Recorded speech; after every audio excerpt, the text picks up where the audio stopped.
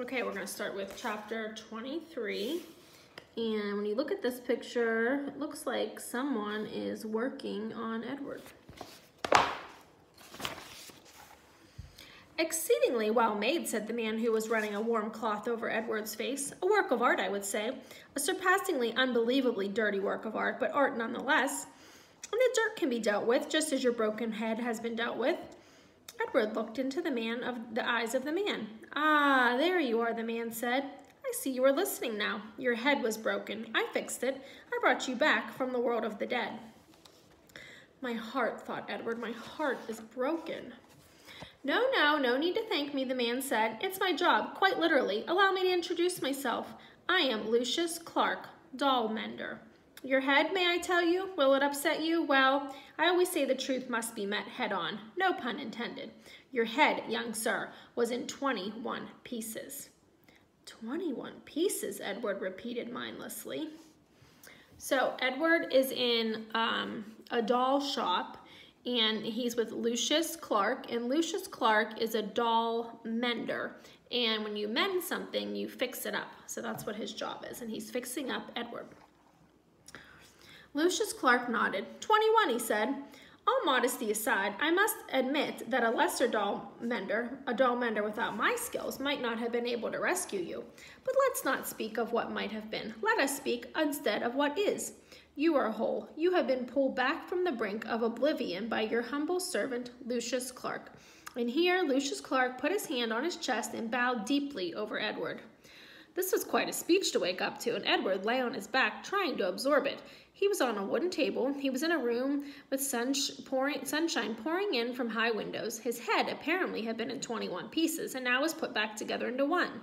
He was not wearing a red suit. In fact, he had no clothes on at all. He was naked again, and he did not have wings. And then he remembered Bryce, the diner, Neil swinging him in the air. Bryce. You are wondering, perhaps, about your young friend Lucius, the one who brought you in here with the continuously runny nose. Yes, he brought you in here weeping, begging for my assistance. Put him back together again, he said. Put him back together. I told him. I said, young sir, I am a businessman. I can put your rabbit back together again for a price. The question is, can you pay this price? He could not. Of course he could not. He said that he could not. I told him then that he had two options, only two. The first option being that he seek assistance elsewhere. Option 2 was that I would fix you to the very best of my considerable abilities, and then you would become mine. His no longer, but mine. Here Lucius fell silent. He nodded, agreeing with himself. Two options only, he said. And your friend chose option 2. He gave you up so that you could be healed. Extraordinary, really. Bryce, thought Edward. Lucius clapped his hands together. But no worries, my friend, no worries. I fully intend to keep up my end of the bargain. I will restore you to what I perceive to be your former glory. You shall have rabbit fur ears and a rabbit fur tail. Your whiskers will be repaired and replaced, and your eyes repainted to a bright and stunning blue. You will be clothed in the finest of suits. And then, someday, I will reap the return on my investment to you. All in good time, all in good time. In the doll business, we have a saying, there is real time and there is doll time. You, my fine friend, you have entered doll time. Okay, chapter 24. Oh, this is exciting because look who I see at the door. Let's see what happens here. And so Edward Tulane was mended, put back together again, cleaned and polished, dressed in an elegant suit, and placed on a high shelf for display. From this shelf, Edward could see the whole shop, Lucius Clark's workbench, and the windows to the outside world, and the door that the customers used to enter and leave.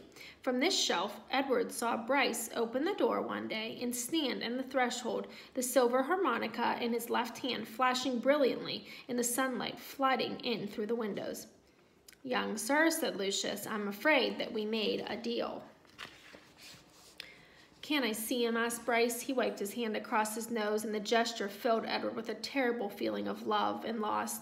I just want to look at him. Lucius Clark, you may look, he said. You may look, and then you must go and not come back. I cannot have you in my shop every day mooning over what you have lost. Yes, sir, said Bryce.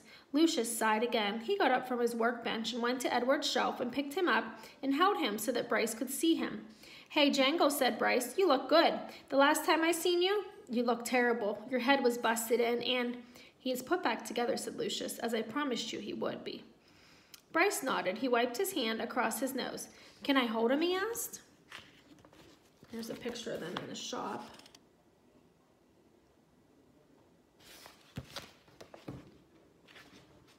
No, said Lucius. Bryce nodded again. Tell him goodbye, said Lucius Clark. He is repaired. He has been saved. Now you must tell him goodbye. Goodbye, said Bryce. Don't go, thought Edward. I won't be able to bear it if you go. And now you must leave, said Lucius Clark. Yes, sir, said Bryce, but he stood without moving, looking at Edward. Go, said Lucius Clark, go. Please, thought Edward, don't. Bryce turned. He walked through the door of the doll mender's shop. The door closed, the bell tinkled, and Edward was alone. Okay, we're ready to start chapter 25, and this is a picture of some dolls there.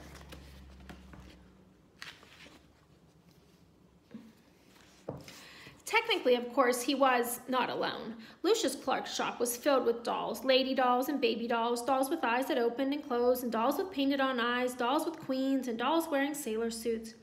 Edward had never cared for dolls.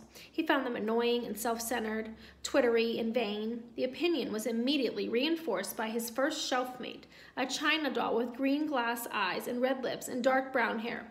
She was wearing a green satin dress that fell to her knees.